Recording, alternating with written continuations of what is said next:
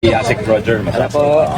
Secretary, with your kind indulgence, reaction po ng DepEd sa nangyayari po ito dito sa Zamboanga City.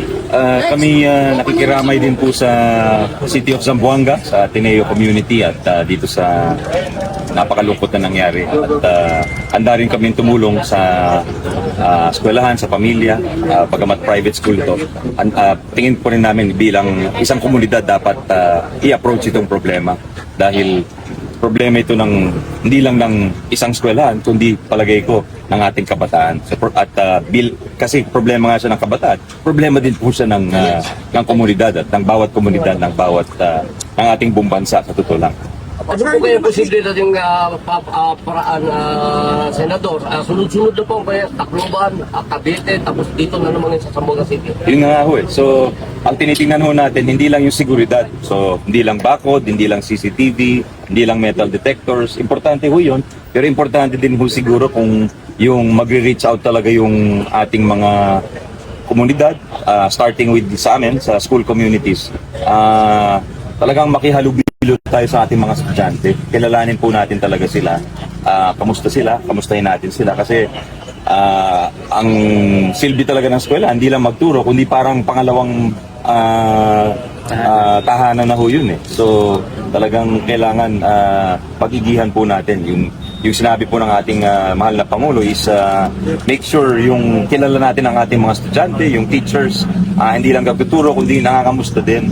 At yung ating mga estudyante, yung mas nakakatanda, parang may big brother, kuya type system, ate type system tayo na yung mga bago sa eskwelahan ay feeling nila welcome po sila. Yung mga ganong klaseng maliliit na, sa tingin natin maliit na intervention, pero sa totoo, malaking bagay siya sa isang kabataan. Sec, according to proseso ng pamimigay ng psychosocial support for the whole Ateneo community. Sorry? Ano yung magiging proseso ng pag-extend ng psychosocial? Actually, it's happening already. Galing kami dun sa main sa college campus. Ginagawa na po. Kausap na nila yung mga magulang. Pero voluntary basis pa lang sa ngayon. So, I think yung challenge dyan is paano maabot lahat. Dahil baka may yung mga hindi sumama, yun yung talagang may problema.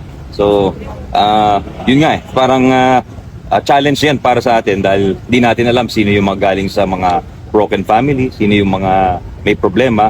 So, may kakulangan pa kami sa guidance counselor. So, talagang kailangan dito, kumbaga, bayanihan approach talaga tayo, magtulungan tayo.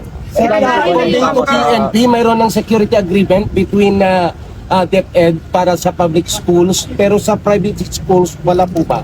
Meron ho. In fact, nakaschedule nga, nag-active shooter drill niya. Ang malungkot dito, yung active shooter drill dito sa junior high school ay nakaschedule ng September 1. So, naunahan ng events actually. So, hindi natin akalain na mangyayari yan. At ang malungkot dito, hindi natin akalain talaga na mangyayari dito dun sa nagpakamatay na estudyante dahil mataas po ang standing sa number 1 siya. Parang valedictorian ho siya. So, tinatanong namin yung kanya mga teacher, parang hindi naman siya problemado.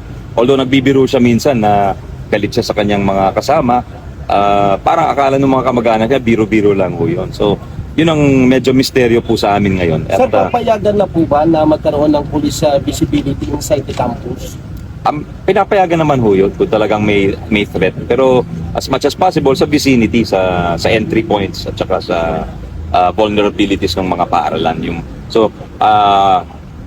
At nagsabi na po ang ating kapulisan na mas madalas na po yung pagroronda, pati sa DILG, sinabi na po ni Sec. Remulla yun na yung barangay tanods kakausapin nila para mas visible. At dun sa mga eskwelahan, may eskwelahan ho tayo na walang security guard, kahit kung maliit lang naman ang paaralan, okay na rin ho siguro yung mga tanod ang nandun doon. May plano mo ba, Secretary, na isama sa basic curriculum na DepEd yung mental health subject? Meron naman ho tayong mga interventions talaga na geared towards mental health. Pero syempre, going forward, mas pag-iigihan ho natin yung mga programang pang mental health dahil nakikita natin na parang mas kailangan na ho ngayon. Last two questions. Pero sir, yung active shooting drill ba, enough na ba yun? Kasi yung reaction time, di ba? Hindi naman natin alam kung paano mag-react. Well, hindi naman yung active shooter drill, that's only on the external security. So, sabi nga natin, hindi lang yung bakod, hindi lang yung security arrangements natin, pati yung psychological at saka yung socio-emotional learning ang tawag dyan na talagang kailangan bantayan po talaga. Kasi long-term problem po ito eh. Medyo di natin control yung isipan ng mga bata kung ano na nang kumukusap. May groomers tayo, may 764 network. Yun, talagang kailangan mag-usap-usap ang lahat ng mga ahensya dito, palagay ko. Sir, Sa ano mga po kayo sinisilip maging po tulong? na anggulo ay yung pong target, yung ng ating pong shooter ay yung kanyang isa sa mga teacher. Meron na ho ba tayong concrete findings po dito at ano ho yung adjustment na gagawin po ng DepEd kung meron man sa pangyari po? Yeah, hindi pa klaro kung ang teacher nga talaga ang target kasi may dalawa siyang classroom na pinuntahan at hindi siya nakapagpapatok dun sa classroom, sa first classroom na pinuntahan niya. Dun siya nagpapatok sa pangalawang classroom. So, hindi klaro kung sino talaga ang target niya. So, wag muna siguro, mas maganda, wag muna tayong magbigay ng conclusive remarks dyan kung hindi pa talaga klaro yung ebidensya. Ano yung nakikita motibo dito? Baka naman. Yun ang misteryoso po sa amin talaga kasi wala naman hong parang hindi naman totoo daw yung binubuli yung bata. Hindi rin totoo na siya'y depressed dahil may family network siya, marami siyang pinsan. So yun ang sinabi ko kanina na misteryoso pa sa atin kung bakit, ano yung nag-trigger dito. Maaring, di ba, sabi nga nung isang officialis dito, wag natin i-rule out yung may groomer siya online. Okay, yung pagiging gamer niya, sir. Hindi rin natin alam na kung totoo yun. Hindi pa conclusive yun. So, maaring, it could be a factor, but we don't know at this stage. Sa yung pag-ngayon sa linguistic violence, kamusta po? Yun yung sinasabi natin, hindi natin ma-rule out yun kasi bahagi yun eh.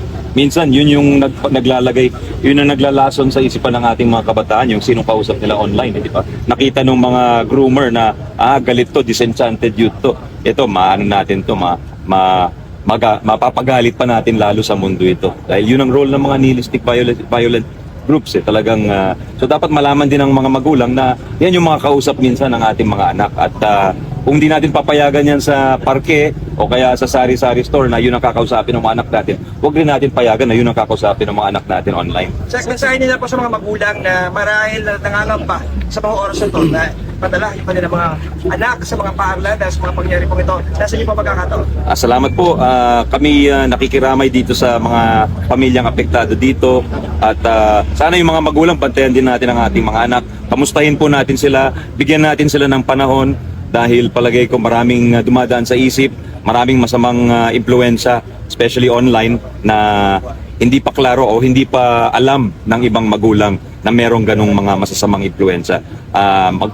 Magtulungan ho tayo rito, mga eskwelahan, magulang, parent-teachers associations, lahat ng komunidad. Pagtulungan natin ito, problema natin, ito lahat. Would you support po sa guidance counselors? Alam natin sa mga eskwelahan natin, kulang din talaga sa guidance counselor. Well, ongoing yung hiring namin ng guidance, school counselor associates. School counselor associates. Hindi full-fledged guidance counselor yon, pero marunong mag-spot ng mga depressed na bata, marunong mag-counseling. So yun ang ginagawa namin ngayon. Thank you po, sir. Salamat po. Thank you, sir. Would you support SEC yung proposal to ban minors on the social media platforms? Certain apps, I think, it's a good idea. Ano Kahit i-regulate pa lang. Yung mga violent video games na mahina lang ang regulation, di ba? Tatanungin kung 18 ka, pero siyempre, sasabihin nung bata, kahit hindi sa 18 siya, di ba? Tapos papasok na siya. Oh. Yung learning facility measures yung DepEd po in the wake of class suspensions or absences, face-to-face for severe weather Well, we're drafting a new EO actually na mas localized yung suspension. Ibig sabihin, pwede na mag-resume kung meron kaming dinadraft na executive order na dun sa frequent class suspensions para sa mga lugar na talagang wala namang bagyo, pwede mag-resume kagad yung mga eskwelahan. At may separate rules tayo for private schools dahil sila, yung iba may sasakyan yung mga bata, ay kahit konting ulan, kaya nilang tiisin yun. Okay, salamat po, sir. Salamat sa inyo. Thank you.